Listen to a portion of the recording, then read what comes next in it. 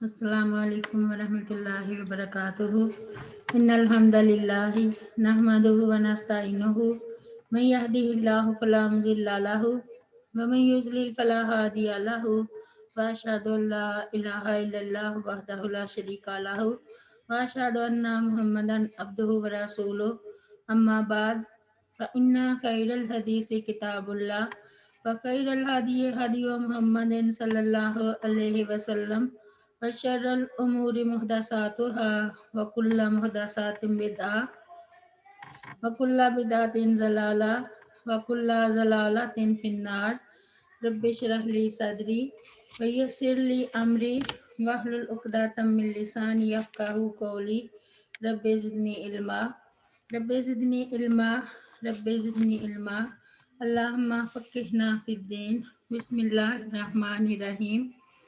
آج ہم سورہ بقرہ کی آیت نمبر 203 پڑھیں گے۔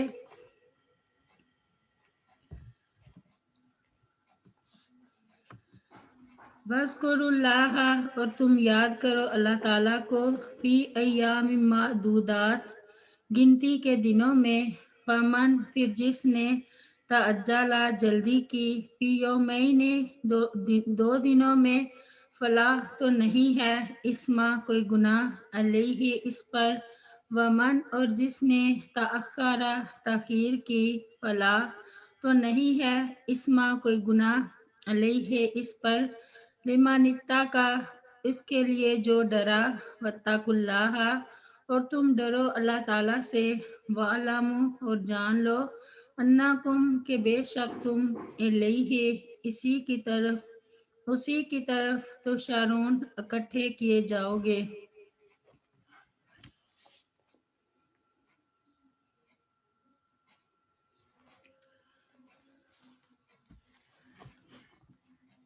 وَاذْكُرُوا اللَّهَ فِي أَيَّامٍ مَّعْدُودَاتٍ، مراد ایام تشریق ہیں، یعنی 11، 12 اور 13 ذوالحجہ۔ ان میں ذکر الہی یعنی با آواز بلند تکبیرات مسنون ہیں، صرف فرض نمازوں کے بعد ہی نہیں بلکہ ہر وقت تکبیرات پڑھی جائیں۔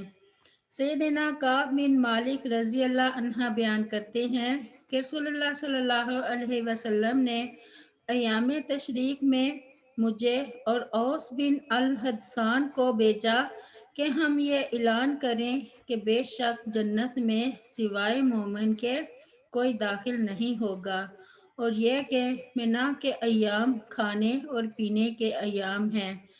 امام بخاری رحمہ اللہ نے باب باندھا ہے، منا میں ٹھہرنے کے دنوں میں تکبیر کہنا، اور جب عرفات کو جائے، اور عمر رضی اللہ عنہ منا میں اپنے خیمے کے اندر تکبیر کہتے، مسجد والے اسے سنتے تو وہ بھی تکبیر کہتے، اور بازاروں والے بھی تکبیر کہتے، یہاں تک کہ منا تکبیر سے گونج اٹھتا، اور ابن عمر رضی اللہ عنہ ان دنوں منا میں اور نمازوں کے بعد تکبیر کہتے، اور اپنے بستر پر اور اپنے خیمے، اپنی مجلس اور چلنے پھرنے کے دوران ان تمام دنوں میں تکبیر کہتے، اور میمونہ ام المومنین رضی اللہ عنہ قربانی کے دن تکبیر کہتی، اور عورتیں آبان بن عثمان اور عمر بن عبدالعزیز کے پیچھے مسجد میں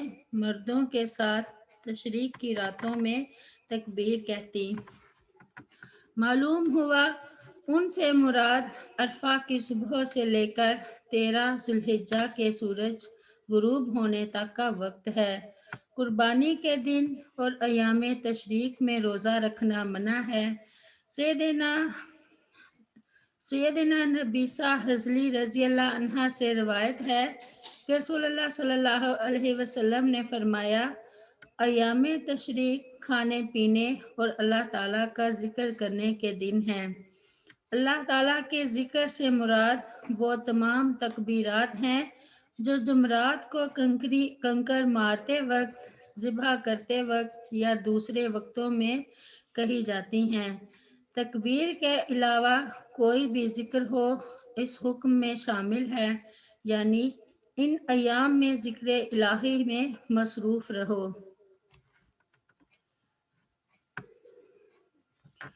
فمن تعجل فی یومین فلا اسم علیہ ومن تأخر فلا اسم علیہ۔ رمہ جمرات کو کنکریاں مارنا 3 دن افضل ہے، لیکن اگر کوئی 2 دن 11-12 ذوالحجہ کو کنکریاں مار کر منا سے واپس آ جائے تو اس کی بھی اجازت ہے۔ سیدنا عبد الرحمن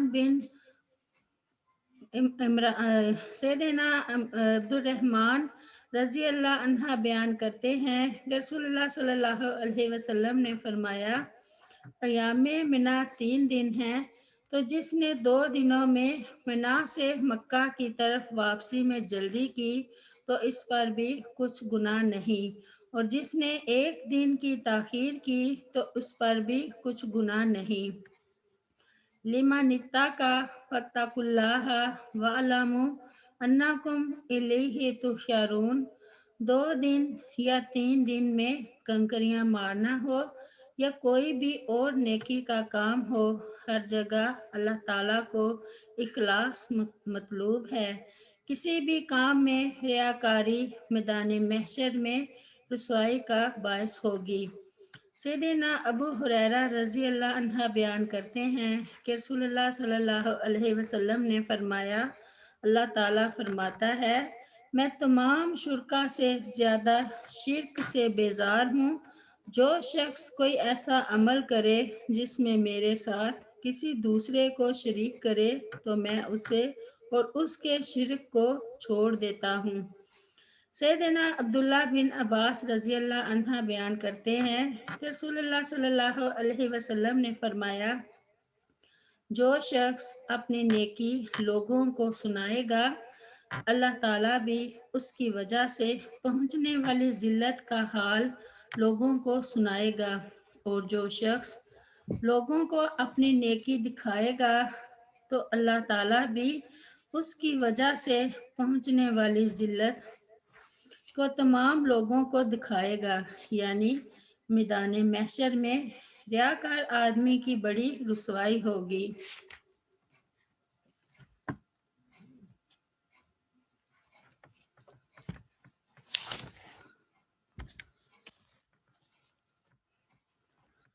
آیت نمبر 204۔ وَمِنَ النَّاسِ، اور کچھ لوگ، من وہ ہیں کہ یعجبوک خوش لگتی ہے آپ کو، قولہ اس کی بات، فی الحیات الدنیا دنیاوی زندگی میں، ویشہد اور وہ گواہ بناتا ہے اللہ تعالیٰ کو، علی ما اس پر جو، فی قلبہ ہی اس کے دل میں ہے، وہو حالانکہ وہ الد الخصام سخت جھگڑالو ہے۔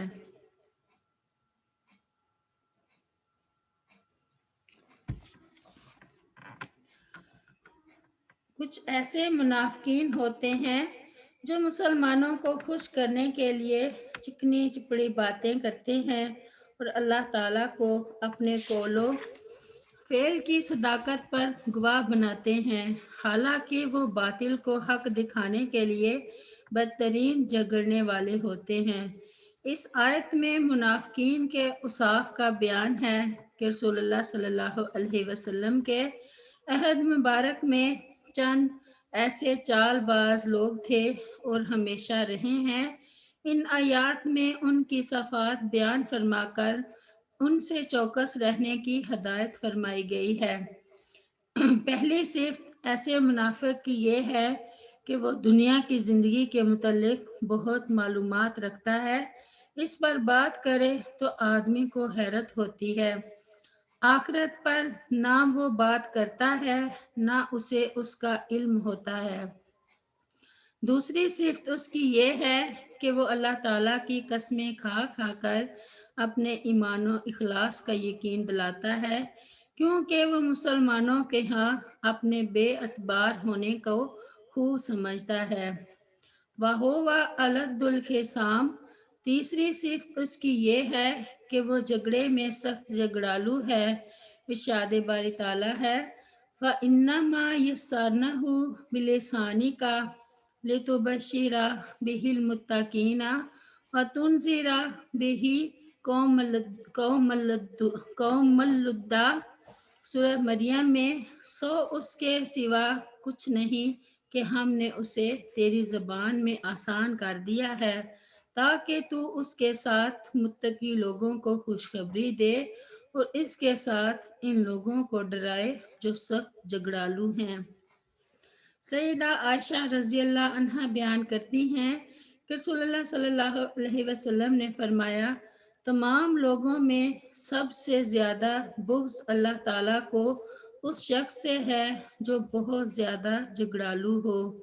سیدنا عبداللہ بن عمر رضی اللہ عنہ سے روایت ہے کہ نبی صلی اللہ علیہ وسلم نے فرمایا 4 باتیں جس میں ہوں گی وہ خالص منافق ہے، اور جس میں ان چاروں میں سے ایک بات ہوگی تو اس میں ایک بات نفاق کی ضرور ہے، اس کو نہ جہاں تک کہ اس کو وہ نہ چھوڑ دے۔ وہ 4 باتیں یہ ہیں، جب امین بنایا جائے تو خیانت کرے، نمبر 2 جب بات کرے تو جھوٹ بولے، نمبر 3 جب وعدہ کرے تو وعدہ خلافی کرے، نمبر 4 اور جب لڑے تو بیہودہ گوئی کرے۔ آیت نمبر 205۔ وَإِذَا اور جب تولا وہ پیٹھ پھیر جاتا ہے، سعی تو کوشش کرتا ہے، فی الارض زمین میں، لیفسد تاکہ فساد کرے، فیہا اس میں، ویہلک اور برباد کرے، الحرث کھیتیاں، والنسل اور نسل، واللہ اور اللہ تعالیٰ لا یحب الفساد نہیں پسند فرماتا فساد کو۔ اس آیت میں منافق کی چوتھی صفت یہ بیان کی جا رہی ہے کہ جب وہ مسلمانوں کے پاس اپنے اخلاص کی قسمیں کھا کر واپس جاتا ہے تب اس کی خباثت ظاہر ہوتی ہے، لوگوں کے دلوں میں شبہ پیدا کرتا ہے، کفر کی تقویت کے لیے سازشیں کرتا ہے اور مسلمانوں کی ہر قسم کی بربادی کے لیے کوشاں رہتا ہے۔ کھیتی اور مویشی کے ہلاک کرنے کا یہی مفہوم ہے۔ آیت نمبر 206۔ وَإِذَا اور جب قِیلَ لَهُ کہا جاتا ہے اسے اتَّقِ اللَّهَ تو ڈر اللہ تعالیٰ سے،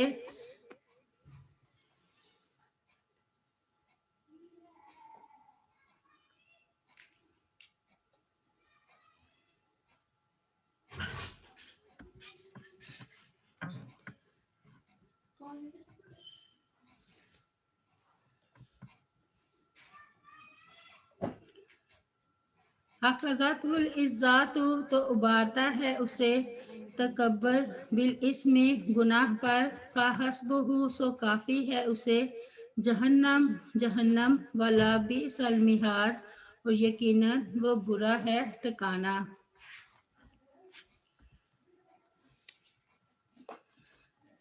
اس آیت میں منافق کی 5ویں صفت یہ بیان کی جا رہی ہے کہ جب اس منافق سے کہا جاتا ہے کہ اللہ تعالیٰ سے ڈرو اور اپنے قول و فعل کے تضاد سے باز آ جاؤ تو مارے تکبر و غرور کے پھٹ پڑتا ہے اور نصیحت قبول نہیں کرتا۔ ایسے لوگوں کا انجام ان کے کفر و نفاق اور تکبر و غرور کے بدلے جہنم ہے جو بہت برا ٹھکانہ ہے۔ سیدنا عبداللہ بن مسعود رضی اللہ عنہ بیان کرتے ہیں کہ رسول اللہ صلی اللہ علیہ وسلم نے فرمایا جس شخص کے دل میں ذرہ برابر بھی تکبر ہوگا وہ جنت میں داخل نہیں ہوگا۔ ایک شخص نے کہا آدمی اس بات کو پسند کرتا ہے کہ اس کے کپڑے اچھے ہوں، اس کے جوتے اچھے ہوں، کیا یہ بھی تکبر ہے؟ رسول اللہ صلی اللہ علیہ وسلم نے فرمایا اللہ تعالیٰ خوبصورت ہے اور خوبصورتی کو پسند فرماتا ہے، لہٰذا اچھی چیز کو پسند کرنا تکبر نہیں ہے، تکبر تو یہ ہے کہ حق کو ٹھکرایا جائے اور لوگوں کو حقیر سمجھا جائے۔ سیدنا ابو ہریرہ رضی اللہ عنہ بیان کرتے ہیں کہ رسول اللہ صلی اللہ علیہ وسلم نے فرمایا، پروردگار کے سامنے جنت اور دوزخ میں جھگڑا ہوا۔ جنت کہنے لگی، پروردگار، میرا تو حال یہ ہے کہ مجھ میں تو وہی لوگ آ رہے ہیں جو دنیا میں ناتواں اور حقیر تھے، اور دوزخ کہنے لگی کہ مجھ میں وہ لوگ آ رہے ہیں جو دنیا میں متکبر تھے۔ اللہ تعالیٰ نے جنت سے فرمایا، تو میری رحمت ہے، اور دوزخ سے فرمایا، تو میرا عذاب ہے۔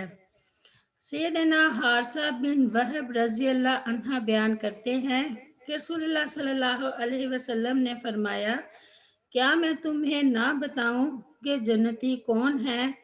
جنتی ہر وہ کمزور اور منکسر المزاج ہے کہ اگر وہ اللہ تعالیٰ کے بھروسے پر قسم کھا بیٹھے تو اللہ تعالیٰ اسے سچا کر دے۔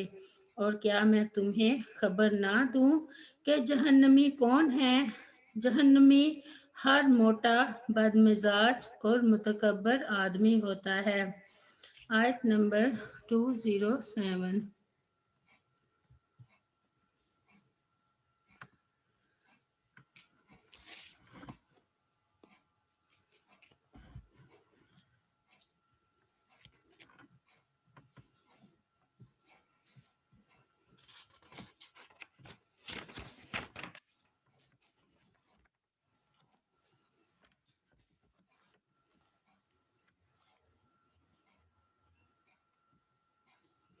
وَمِنَ النَّاسِ، اور کچھ لوگ، مَن یشری، وہ ہیں جو بیچ دیتے ہیں، نفسہ ابتغاء، اپنا نفس تلاش کرنے کے لیے، مرضات اللہ، اللہ تعالیٰ کی رضامندی، واللہ، اور اللہ تعالیٰ، رؤوف بالعباد، بہت شفیق ہے اپنے بندوں کے ساتھ۔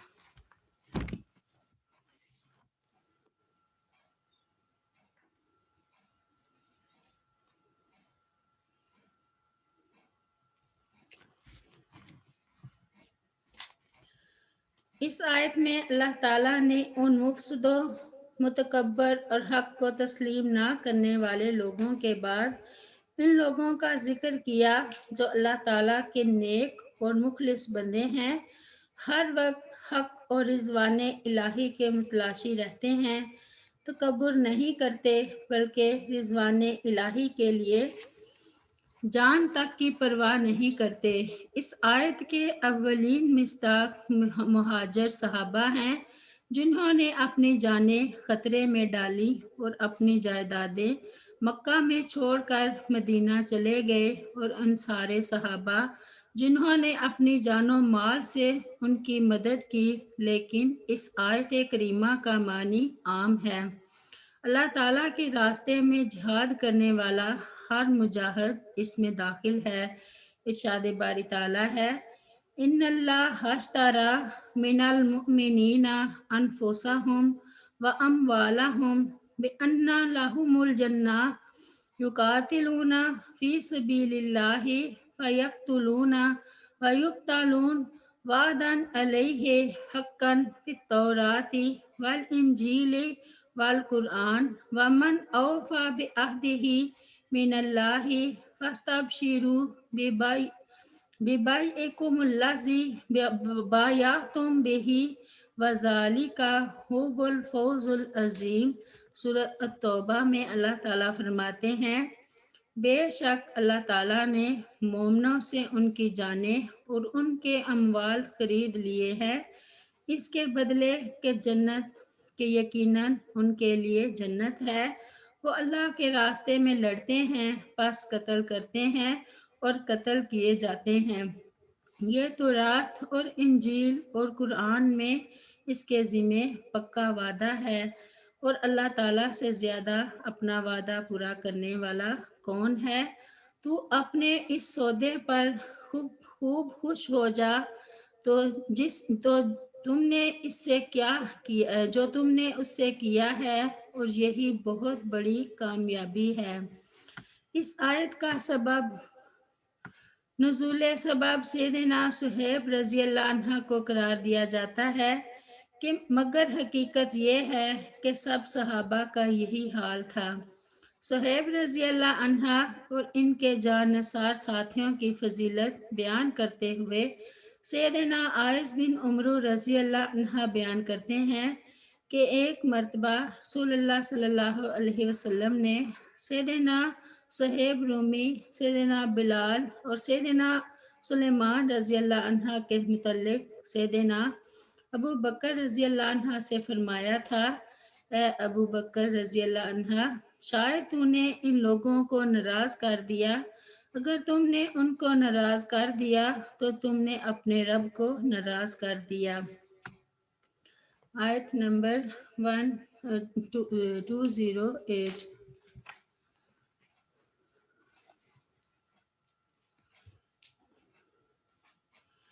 या अय्युहल्लाज़ीना, ऐ वो लोगो जो अमानो ईमान लाए हो, नुदखुलू तुम दाखिल हो जाओ, फिस्सिल में इस्लाम में, काफ़ातन पूरे के पूरे, वला और ना, तत्ताबिउ तुम पैरवी करो, खुतुवाति शैतान शैतान के कदमों की, इन्नहु बेशक वह शैतान लकुम तुम्हारा अदुव्वुम मुबीन दुश्मन है जाहिर।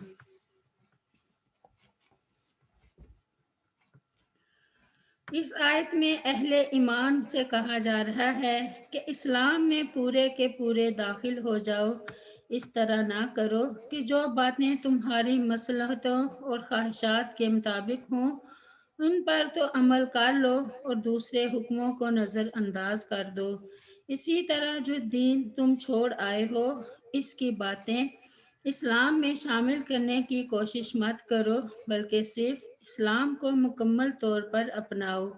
इससे दीन में बिदात की भी नफ़ी कर दी गई है और आज के सेकुलर जहन की तरदीद भी जो इस्लाम को मुकम्मल तौर पर अपनाने के लिए तैयार नहीं, बल्कि दीन को चंद इबादत यानी मसाजद तक महदूद करना और सियासत और ईवान हुकूमत से देश निकाला देना चाहता है।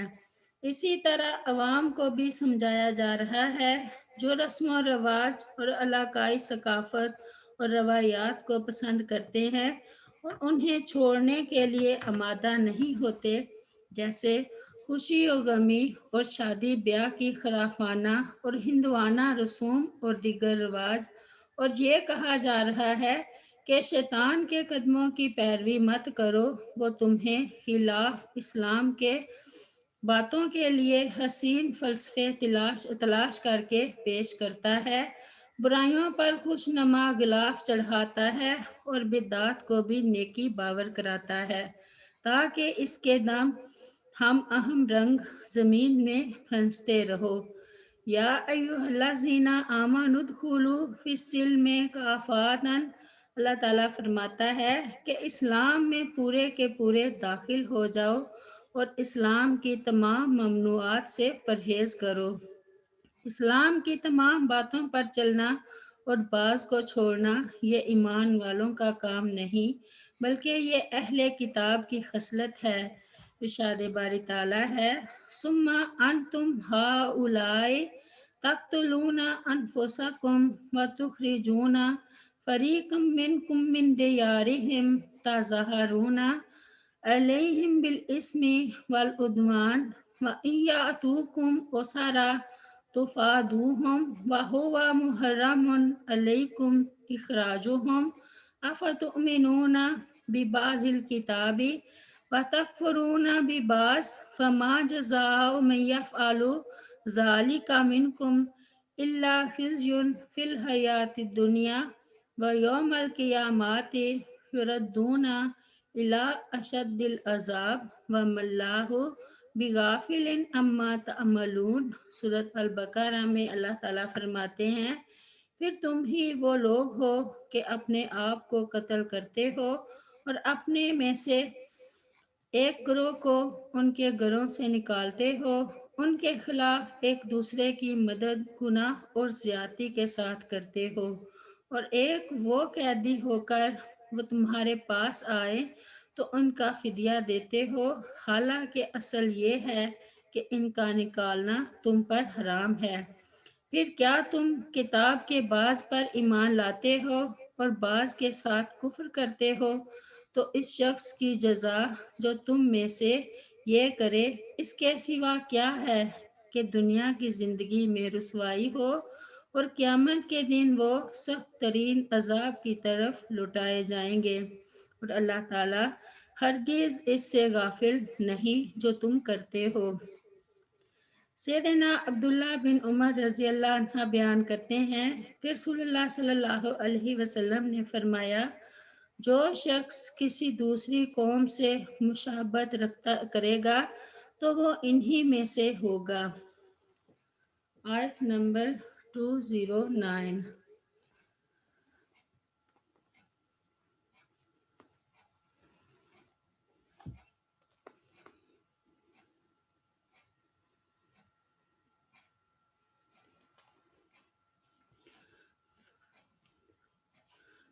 فَإِن پھر اگر زللتم تم پھسل جاؤ من بعد ما اس کے بعد کہ جاءتکم البینات آ گئیں تمہارے پاس واضح دلیلیں، فَعَلَمُوا تو جان لو ان اللہ کہ بے شک اللہ تعالی عزیز بڑا غالب، حکیم خوب حکمت والا ہے۔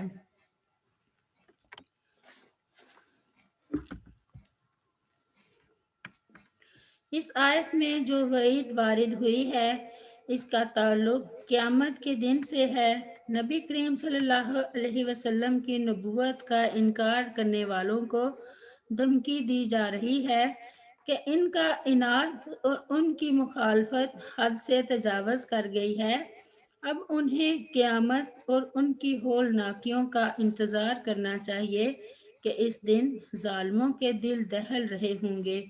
اس دن اللہ تعالیٰ کافروں کو ان کے کفر کا مزہ چکھائے گا۔ آیت نمبر 210۔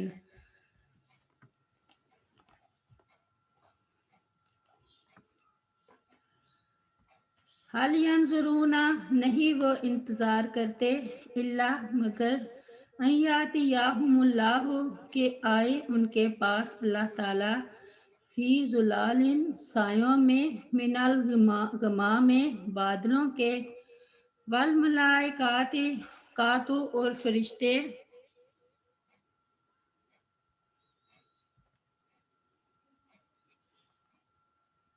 والملائکات اور فرشتے بھی وقضیہ اور چکا دیا جائے الامر معاملہ وإلی اللہ اور اللہ تعالیٰ کی طرف ترجع الامور لوٹائے جاتے ہیں سب کام۔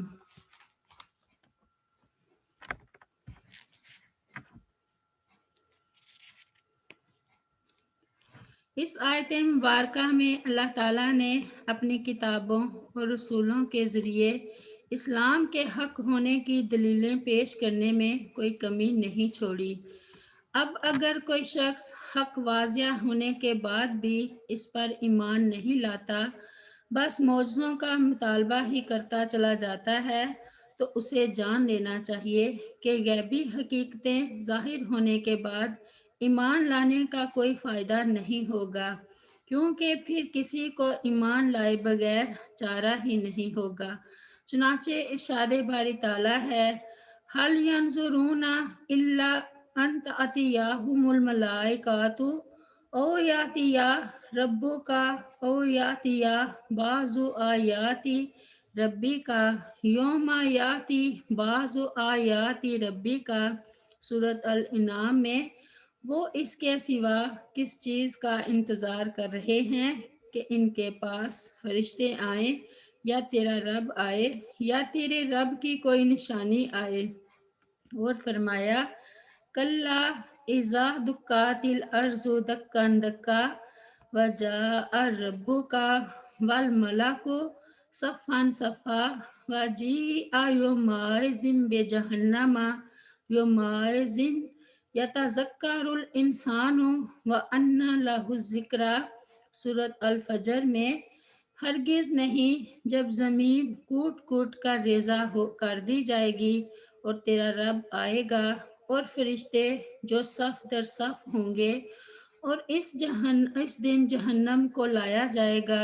اس دن انسان نصیحت حاصل کرے گا اور اس وقت اس کے لیے نصیحت کہاں۔ زیر تفسیر آیت میں یہی بات فرمائی کہ اتنے واضح دلائل کے بعد اب یہی باقی رہ جاتا ہے کہ ان کے پاس اللہ تعالیٰ خود بادل کے سائبانوں میں آ جائے اور فرشتے، مگر پھر تو کام تمام ہو چکا ہوگا اور دنیا میں تو بظاہر کچھ اور لوگوں کے پاس بھی معاملات لے جائے جاتے ہیں، لیکن اس وقت سارے معاملات اکیلے اللہ تعالیٰ کے سامنے پیش ہوں گے۔ قیامت کے دن اللہ تعالیٰ اور فرشتوں کے زمین پر اترنے کا ذکر اللہ تعالیٰ نے کئی مقامات پر فرمایا ہے۔